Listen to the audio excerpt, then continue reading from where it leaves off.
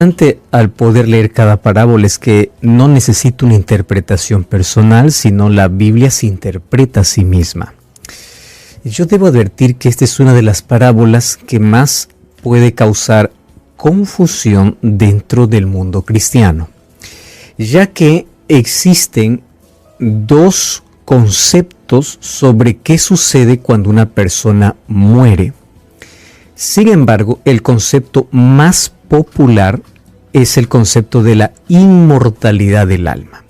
Qué curioso, la inmortalidad del alma, quien lo predica es Hollywood. Las películas que salen en Netflix, las películas que salen siempre y tienen un concepto de muerte, nunca te van a mostrar que el alma muere, sino la inmortalidad del alma. O sea, que el alma va a un lugar, al cielo, al infierno, a la tierra, al purgatorio, en fin. Entonces, me causa tanta curiosidad que Hollywood pueda ayudar a proclamar algo que es evangelio, y eso es extraño. Desde allí yo debo partir y pensar lo siguiente: ¿todo aquello que aparece en películas es algo que yo debo creer? La respuesta es no. ¿Por qué? Porque la Biblia tiene conceptos muy diferentes a las creencias populares. Y hasta aquí Hollywood poquísimas veces ha colocado su base, su fundamento en la Biblia. La inmortalidad del alma está en películas, en las experiencias de personas que dicen que han muerto y han vuelto a vivir, en muchos púlpitos, pero también la inmortalidad del alma es la base del espiritismo. O sea, para que el espiritismo tenga solidez, se tiene que creer que el alma esté en algún lugar, el alma de un muerto. Entonces yo te pregunto, ¿el espiritismo es divino? ¿El espiritismo viene de Dios? ¿El espiritismo, una sesión espiritista, está la presencia de Dios? Si tú respondes a todo eso, entonces ya vamos viendo a dónde se inclina el concepto de la inmortalidad del alma. Además, la inmortalidad del alma es el fundamento de la nueva era. Recordemos que esta creencia es tan antigua, comenzó en el Edén cuando la serpiente le dijo a la mujer: no moriréis, cuando Dios había dicho: el día que comas, mueres. El diablo dijo: no, mentira. Esa expresión no moriréis fue tomando forma a través de las culturas en la historia. Los primeros en desarrollar una cultura o una creencia sobre la inmortalidad del alma fueron los egipcios. Los egipcios, ellos enterraban, inclusive vemos en los faraones que levantaban pirámides para poder enterrarse con todos sus siervos, su familia, sus enseres y su riqueza. Porque en la creencia de ellos, la vida apenas comenzaba al momento de la muerte. Ellos irían a otro mundo. Ellos pasarían por un proceso donde el alma del faraón se convertiría luego en un dios, porque él ya se consideraba dios en vida. Mas ahora tenía que luchar con varias serpientes, con varios demonios, tenía que vencer y luego poder reencarnarse en alguien mejor o en un dios soberano. Muy bien. El concepto egipcio fue tan interesante para todas las culturas cercanas. Por ejemplo, vemos que el primero en interesarse en esto fue Platón. Platón viaja desde Grecia hasta Egipto para poder tener un contacto directo con esta creencia. Y él viaja para poder leer el libro de ritos y ceremonias para un muerto. Y de paso los griegos son aquellos que le dan forma al concepto de la inmortalidad del alma. Ellos van a pensar, van a decir así, y es lo que la gente comúnmente cree, que el cuerpo es la prisión del alma. Digamos que el cuerpo es como el caparazón que retiene al alma. El cuerpo es malo y el alma es buena. Eso van a pensar los griegos, no estoy hablando de lo que dice la Biblia. Entonces, al momento de morir, el cuerpo se destruye y el alma sale. ¿A dónde? Y a partir de ahí aparecen creencias orientales, creencias judías, aparece dentro del cristianismo, vamos a ver varios hombres que comienzan a dar una forma a esta creencia, teniendo como base la inmortalidad del alma. Entonces, para Platón, la muerte era la separación del cuerpo y del alma. El cuerpo se pudre, el cuerpo es malo, el cuerpo se deshace, pero el alma va a algún lugar. Bueno, su influencia fue grande en todos sus discípulos. Tanto así que uno de ellos, llamado Filón de Alejandría, que era un judío, toma el concepto de la inmortalidad del alma y lo traslada de la cultura griega a la cultura judaica. En el tiempo de Jesús ya habían varias historias sobre la inmortalidad del alma, y la que Jesús cuenta en Lucas 16 es una historia popular, porque Filón de Alejandría ya trasladó la creencia popular, primero en el Edén originada por Satanás, luego desarrollada por los egipcios, dando forma y siendo propulsada por los griegos, llega hasta los judíos por medio de Filón de Alejandría, más o menos hablemos entre el año 20 más o menos después de Cristo. Entonces, cuando Jesús comienza su ministerio, habían tantas historias ya dentro del propio judaísmo sobre la inmortalidad del alma. Jesús va a tomar una historia conocida, por eso es que las parábolas eran de lo conocido a lo desconocido. Si Jesús hubiese querido allí explicar qué sucede cuando una persona muere como doctrina, no hubiese usado esa historia, porque es una historia popular. Pero luego vamos a encontrar que lo que Filón de Alejandría hace al introducir eso al judaísmo, luego va a ser desarrollado. Ahora, qué curioso, la iglesia primitiva nunca aceptó. Jesús nunca habló, vamos a ver qué cosa estaba diciendo en esa parábola, nunca habló sobre la inmortalidad del alma, nunca dijo cuando una persona muere, el alma va a algún lugar, al infierno. Jesús dice en Mateo 5:28, todos están en sepulturas y de sepulturas todos oirán su voz. Cuando Jesús resucitó a Lázaro, no dijo Lázaro baja, no le dijo Lázaro sube, sino le dijo Lázaro sal, porque Lázaro no estaba ni en el paraíso ni en el infierno, estaba en la sepultura. Pero ¿cómo fue introduciéndose dentro del cristianismo? Ya vimos egipcios, griegos, Filón de Alejandría con el judaísmo, y luego vamos a ver que al final del siglo II aparece un hombre llamado Tertuliano. Tertuliano es conocido como el padre de la teología latina. Él va a colocar la teoría de la inmortalidad del alma dentro del cristianismo, con algunas diferencias mínimas con la cultura griega, pero él va a colocar. ¿Quién lo va a desarrollar? Orígenes. Orígenes es conocido como el hombre más erudito de su generación. Y él va a ser el que va a desarrollar. ¿Y quién es aquel que va a dar la forma completa, incluso que hasta ahora se tiene el concepto de inmortalidad del alma? Agustino de Hipona. Agustino de Hipona es considerado el latino pensador más influyente. Y en el siglo XIII, la influencia que él tenía permitió que él pueda dar el concepto sobre la inmortalidad del alma. Luego, la Iglesia Católica va a definir un dogma que no está en la Biblia. Yo te estoy explicando apenas un poquito de la historia. Ese dogma va a ser introducido dentro de la Iglesia a través de Tomás de Aquino. Y Tomás de Aquino define la doctrina tradicional de la inmortalidad del alma. ¿Y cómo lo define? Exactamente como aparece en el catolicismo. ¿Cómo aparece? La unidad entre el alma y el cuerpo es tan profunda que se debe considerar al alma como la forma del cuerpo. El alma es inmortal. Ella no perece. Solo cuando se separa del cuerpo en la muerte, se unirá luego en la resurrección. Entonces, ¿cuál es el concepto que Tomás de Aquino dijo? Bueno, esto no es bíblico. Otra vez, ya vimos cultura egipcia, griega, judía, contaminada, y luego vimos ya otros allí dando forma a esta doctrina. Cuando una persona muere, entonces el alma sale.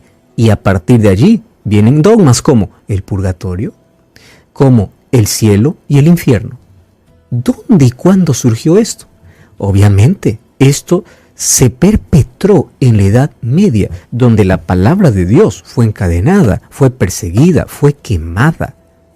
No pudo ser adulterada porque Dios eso no permitió. Pero la palabra de Dios era prohibida. Y durante todo ese tiempo se introdujo tanto el concepto de inmortalidad del alma que hoy, hasta de manera inconsciente, alguien dice, ¡ay, está mirando desde el cielo! Hay una fecha especial, vamos a llevar comidita al difunto, su alma viene, vamos a visitar al difunto. La Biblia enseña que la persona cuando muere está en su sepultura hasta el día de la resurrección.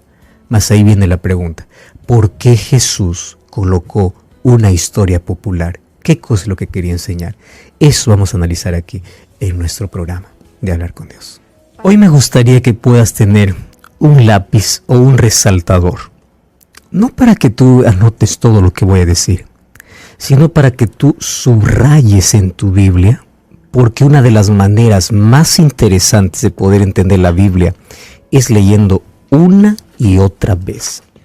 Es allí donde los detalles aparecen y aquello que parece confuso queda claro. Siempre te pido que puedas orar antes de abrir la Biblia, porque es el Espíritu Santo quien nos guía para el estudio de su palabra.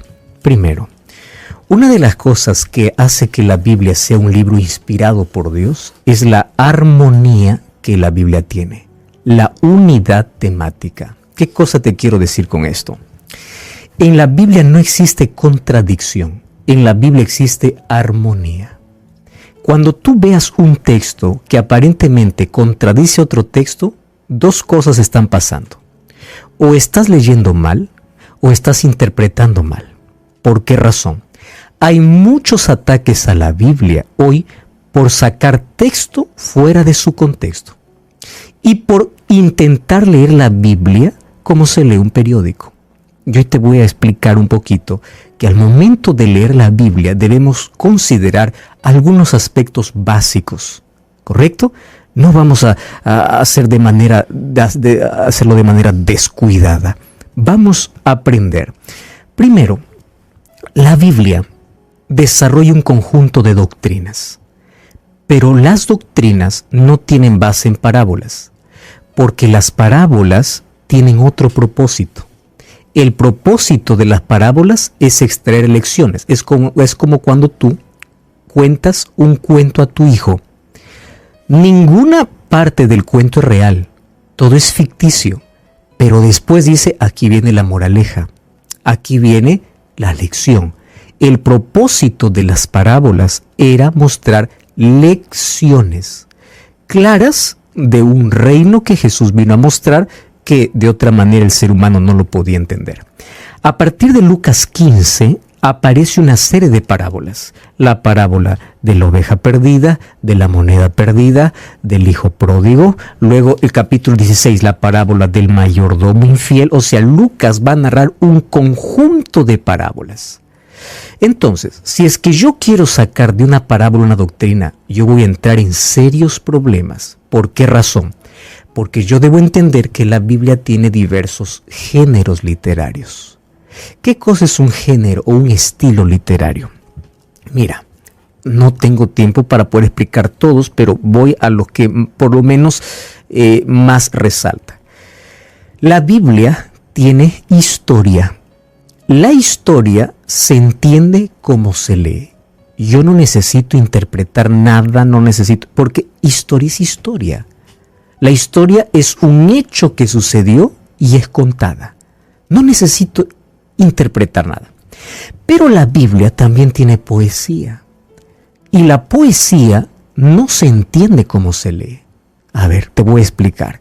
Jehová es mi pastor, nada me faltará. Es una metáfora. Yo no soy oveja, yo soy ser humano. Pero yo soy la imagen del ser humano está ¿dónde? En una oveja. ¿Por qué? Es poesía. A la poesía yo no puedo decir, pues yo soy oveja, entonces voy a vivir como oveja porque aquí dice que soy oveja. No, nadie puede leer la poesía así. Otra cosa, la Biblia tiene profecía. La profecía tampoco se entiende exactamente cómo se lee, porque la profecía está escondida bajo símbolos.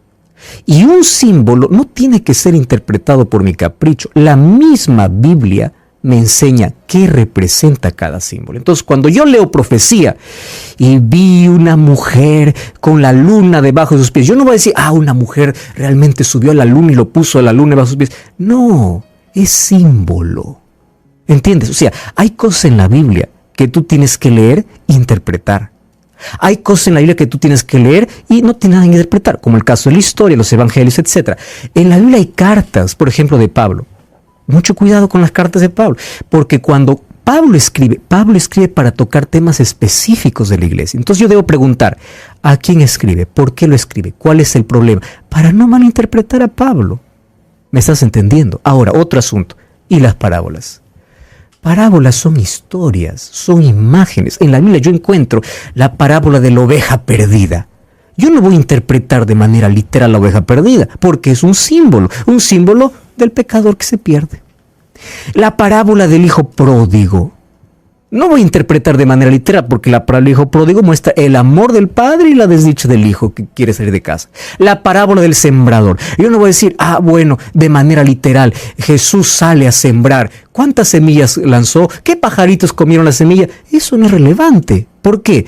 Porque lo importante es la lección que trae la parábola. Entonces, dicho esta introducción, quiero decirte lo siguiente. Las parábolas, por el estilo, por el género literario al cual ellos pertenecen, es una narración alegórica. ¿Qué cosa es narración alegórica? Una historia llena de imágenes. Y muchas veces esas imágenes pueden ser ficticias. Te voy a hacer aquí un ejemplo. ¿Te acuerdas de la parábola que Jesús contó? Que un rey mandó llamar para que vengan a su fiesta y ninguno vino. Te pregunto, en el tiempo de Jesús, aquel que resistía la invitación de un rey moría. O sea, lo que Jesús está contando no es una historia real, es una historia ficticia para traer ¿qué cosa? Una lección. Eso tenemos que entender cuando abrimos la Biblia. ¿Qué género literario? ¿Qué historia está contando? ¿Cuál es la lección? Entonces, las parábolas es la exposición de un concepto de manera figurada. A veces puede ser ficción para dar ahí la idea de otra que es relevante. Entonces, ¿cómo se pueden interpretar las parábolas? Las parábolas se interpretan de manera figurada, nunca de manera literal. Bueno, aquí te voy entonces a mostrar algún asunto interesante. Si tú intentas interpretar las parábolas de manera literal, ¿sabes qué va a pasar? Vas a tener que arrancar Génesis, Éxodo, Levítico, Número, Deuteronomio, Josué, Juez, todo el Antiguo Testamento y todo el Nuevo Testamento, y tienes que quedarte solo con la parábola. ¿Por qué? Porque si tomas la parábola de manera literal, lo lees como la historia se lee, lo que va a hacer es va a anular toda la Biblia. Y hoy te voy a mostrar a través de la parábola que Lucas 16 muchos lo leen de manera literal, cuando debe leerse de manera simbólica. Porque detrás de una historia hay lecciones para aprender. Vamos a Lucas capítulo 16, versículo 19 hasta el versículo 31. Jesús cuenta la historia de esa manera. Había un hombre rico que vestía púrpura y lino fino y hacía cada día banquete con esplendidez. A su puerta yacía un mendigo llamado Lázaro lleno de llagas. Lázaro ansiaba saciarse de las migajas que caían de la mesa del rico y hasta los perros venían lamían sus llagas. El mendigo murió y fue llevado por los ángeles al seno de Abraham. También el rico murió y fue sepultado. En el lugar de los muertos, estando en el tormento, el rico vio de lejos a Abraham y a Lázaro en su seno. Entonces gritó: Padre Abraham, ten misericordia de mí. Envía a Lázaro que moje la punta de su dedo en agua y refresque mi lengua, porque estoy atormentado en esta llama. Pero Abraham le dijo: Hijo, acuérdate que en la vida tú recibiste bienes y Lázaro males. Ahora él es consolado y tú atormentado. Además hay un gran abismo entre nosotros que no permite pasar de un lado a otro. Y el rico dijo: Te ruego, Padre, que envíes a la casa de mi padre, porque tengo 5 hermanos para que le testifiquen, a fin de que no vengan ellos también a este lugar de tormento. Y Abraham respondió: Tienen a Moisés y a los profetas, óiganlos a ellos. Él dijo: No, padre Abraham, sino que si alguien se levante, los muertos se van a arrepentir. Pero Abraham contestó: Si no escuchan a Moisés y los profetas, aunque se levanten de los muertos, no entenderán. El problema que está tratando aquí es la incredulidad. Cuando aquel que no quiere creer, aunque se levante un muerto, no va a creer. Pero vamos a analizar la historia. Por eso es que yo te dije lápiz o resaltador. Mira, vamos en este momento a tomar la parábola de manera literal. ¿Está bien? Así como muchos lo entienden. Y vamos a ver cómo anula toda la Biblia. ¿Está bien? ¿Estás listo? Primera pregunta que te voy a hacer. ¿El rico por qué se pierde? ¿Por ser bueno o por ser malo? Por ninguna de las dos, solo por ser rico. Porque aquí dice, en la vida tuviste bienes, por eso estás sufriendo. ¿Eso quiere decir que el rico está perdido? Respóndeme eso. Eso quiere decir que el pobre, por ser pobre, ya está salvo. O sea, aquel que sufre aquí ya está salvo. Es como la vida eterna depende de las penitencias que hagas en la vida. ¿De eso depende la salvación? Si tú crees que eso es literal, hay que arrancar todo el Antiguo Testamento.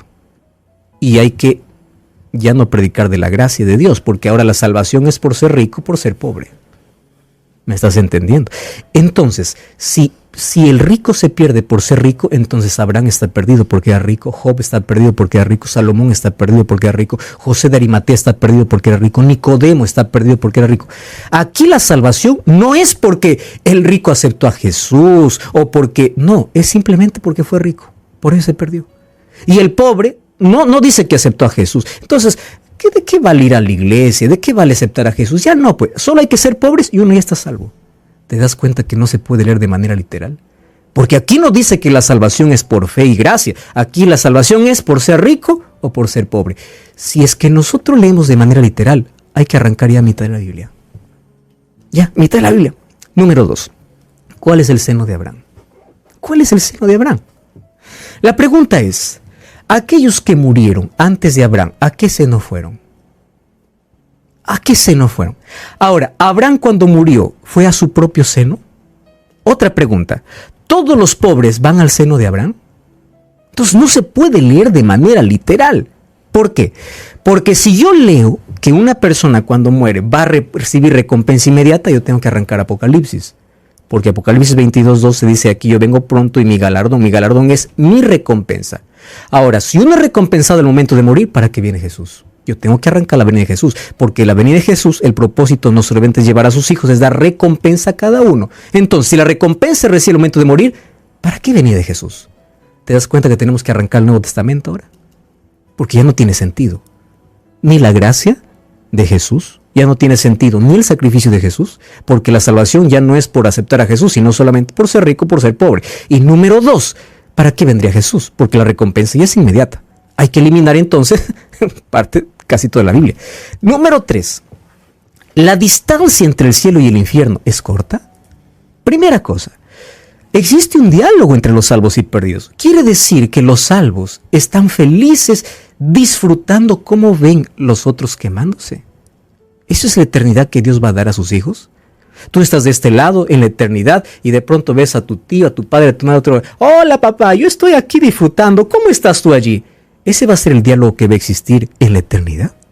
Entonces te das cuenta que este no es un acontecimiento literal, sino es una parábola que tiene que entenderse de manera metafórica. Número 2, ¿podrán conversar ellos? Ahora, y esta es la parte más importante que yo considero de la parábola, para poder entender si es literal o si es simbólica. Presta atención. ¿Cuál es el concepto que la gente tiene de alma? El alma no tiene cuerpo, ¿verdad? ¿Estás de acuerdo conmigo? Es lo que la gente dice. ¿Qué cosa es el alma? El alma sale del cuerpo. Entonces, el cuerpo tiene orejas, ojos, lengua, boca. ¿Qué cosa es eso? Es el cuerpo. Pero ¿cómo es que aquí, en esta parábola, el alma tiene ojos? ¿Cómo es que dice que mande con su dedo allí a colocar un poquito de agua en su lengua? ¿Qué tipo de alma es esa? Entonces estamos hablando de cuerpo. Ahora, si tú dices no, entonces cuando una persona muere en cuerpo va al infierno, abre una sepultura y vas a ver que el cuerpo sigue allí en descomposición.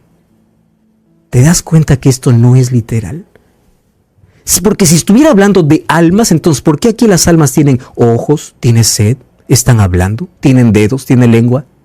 Entonces es facilísimo de poder comprender de que esto es una parábola y las parábolas tienen que ser entendidas de manera metafóricas para extraer las lecciones. Pastor, está bien, ya entendí. ¿Qué cosa entonces Jesús quiso enseñar? Ahora voy a las lecciones. Primera lección. Y Jesús no contó solo esta parábola, hay otras parábolas parecidas a esa. Primera lección. El rico, bien alimentado y bien vestido, representaba a los judíos. Ellos tuvieron todas las riquezas, fue el pueblo escogido, las riquezas de Dios. Ellos se sentaban en la mesa como los hijos del rey. Y a ellos, ¿a quienes llamaban de padre? A Abraham. ¿Recuerdas que a Jesús le dijeron? Nosotros somos de nuestro padre Abraham. Porque la parábola estaba, ¿a quién estaba siendo dirigido? Hacia los judíos. Ellos se creían ricos. ¿Y quién era el mendigo? Con llagas e incluso que lamían los perros. ¿Tú sabías que los judíos llamaban de perros a los gentiles? Tú lo puedes ver esto en Mateo 15, 21 al 28, incluso donde hay una historia donde hay una mujer sirofenicia que le dice, Señor, ten misericordia de mí. Y Jesús le dice, no es bueno dar el pan de los hijos y botarle a los perrillos, porque una de las cosas que, como consideraban los judíos a los gentiles, era de perrillos. Y la mujer dijo, hasta los perritos comen de las migajas, yo quiero una migaja. Porque los gentiles eran considerados los mendigos, los perros, aquellos que recogían migajas, aquellos que se sentían indignos. Entonces, aquí la parábola representa judíos y gentiles. Pero Jesús dice que esto sería invertido. ¿Por qué sería invertido? ¿Qué significa la muerte y el tormento del rico? Los judíos, cuando no aceptan a Jesús, y ellos terminan su privilegio cuando apedrean a Esteban en el año 34, pierden todo el privilegio que tenían. O sea, su riqueza acabó, sus privilegios acabaron. Las cosas ahora se invierten. Ahora, ¿qué significa el mendigo en el seno de Abraham?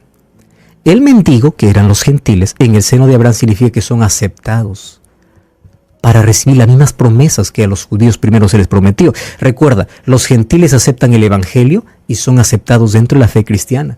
Y Pablo en el libro de Romanos 11, 17 al 21 explica que los ramos originales de la vid son los judíos, pero que fueron quebrados y que fueron injertados.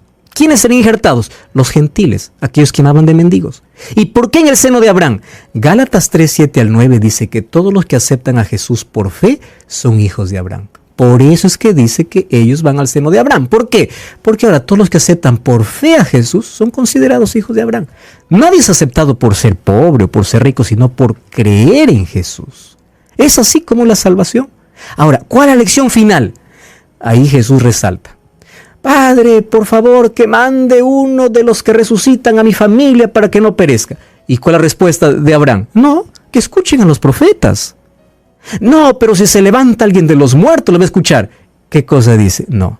Si es que ellos no escuchan a los que les predican hoy, aun cuando alguien se levante de los muertos, no escucharán. O sea, el pueblo era incrédulo. La lección era, aunque haga milagros y maravillas, ustedes no van a creer, y Jesús lo demostró. Mateo 11, del 20 en adelante, dice que Jesús dijo, ay de ti Corazín, ay de ti Betsaida, hice tantos milagros y no se arrepintieron. Ahora Jesús dice, aunque se levante uno de los muertos, no se van a arrepentir, porque el que es incrédulo es incrédulo. Entonces, aquí Jesús está diciendo, si ustedes no creen a Moisés, a los profetas, no me creen a mí, aunque haya un milagro extraordinario, no van a creer. Ahí están las lecciones. Ahora, si el infierno, como muestra aquí esta parábola, fuera un lugar físico a donde una persona, el alma va cuando una persona muere, entonces yo te pregunto, ¿un malo que pecó 70 años va a arder trillones de años? ¿Eso se llama justicia? Aquí en nuestro mundo injusto, la condena es de acuerdo a la culpa, ¿o no es así? ¿Qué hiciste? Tu condena es tanto. Ahora, ¿tú crees que un Dios que es justo, más justo? Este mundo es injusto. En el mundo injusto todavía hay condenas de acuerdo a el hecho, a la acción. Ahora, ¿tú crees que Dios, siendo justo, alguien que vivió 70 años pecando, lo va a hacer arder trillones de años? Primera cosa para pensar. Número 2, ¿cómo pasaría la eternidad pensando que tu abuelo, tu familia, tu papá, tu mamá está al otro lado ardiendo y tú lo miras y tú le saludas? Eso sería una eternidad de placer. Número 3, esto es lo más importante. Para arder eternamente hay que vivir eternamente, ¿o no? Porque nada arde eternamente si no vive eternamente. Tiene que haber algo para consumir. Y ahí está el problema. Si tú piensas que una persona va a arder eternamente, quiere decir que va a vivir eternamente. Y es un problema. ¿Por qué? Porque los que tienen vida eterna solamente son los que creen en Jesús. Aquellos que no creen en Jesús no tienen vida eterna. Y si no pueden vivir eternamente, tampoco pueden arder eternamente. Y eso también eliminaría lo que Jesús dice, que el mal será destruido para siempre, porque si el pecador sigue consumiéndose por trillones de años, el mal continúa. Entonces Dios no tiene poder para acabar con el mal. ¿Te das cuenta? Que cuando uno se lee la Biblia hay que ver qué género literario, cuál es el estilo, qué cosa es lo que Jesús está dando a entender. Lo que estoy leyendo es una carta, es una profecía, es historia. Lo que estoy leyendo es el Evangelio o es una carta de Pablo. Lo que estoy leyendo es una parábola o es profecía.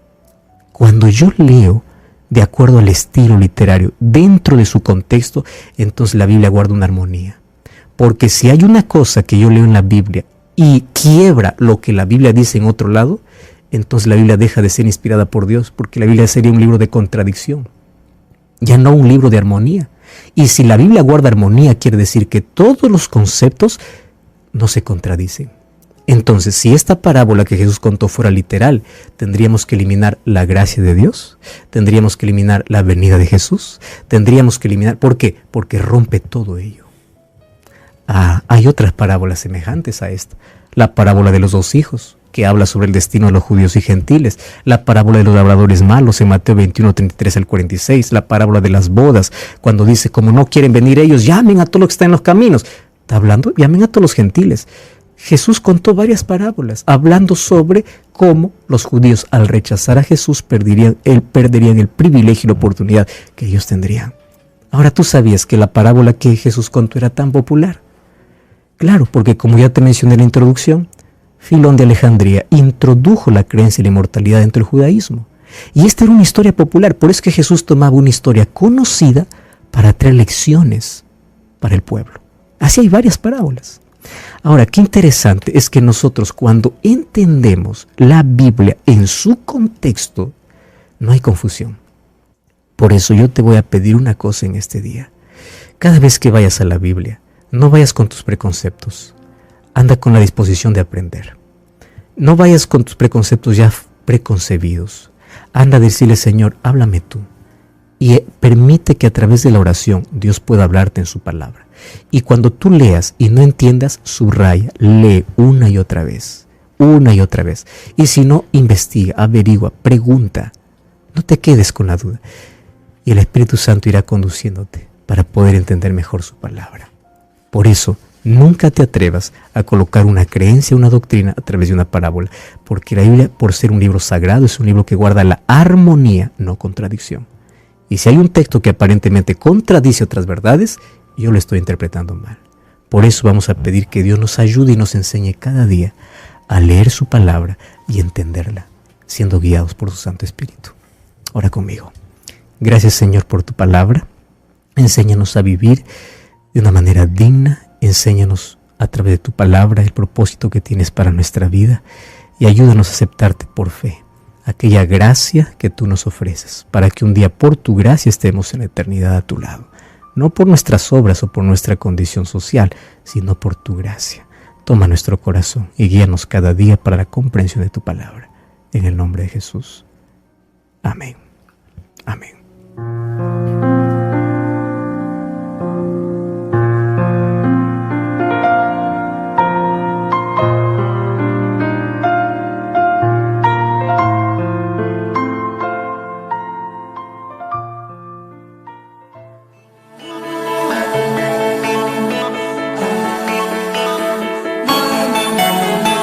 Nuevo tiempo está aquí, trayendo